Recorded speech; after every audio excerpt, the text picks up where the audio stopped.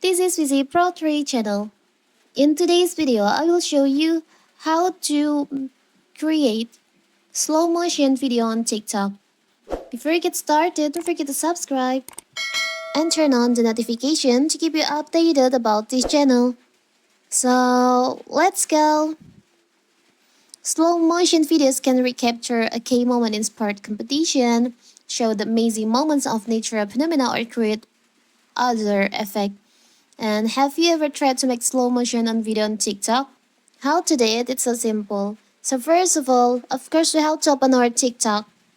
Now you can just record with your phone the video.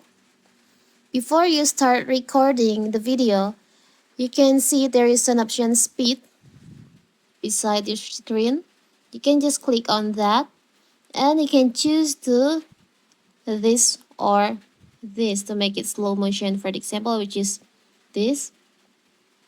Now you can just start recording the video. For the example, let's try like this and let's see how it will turns out. It will turns out like this. As you can see, it's slow mo, right?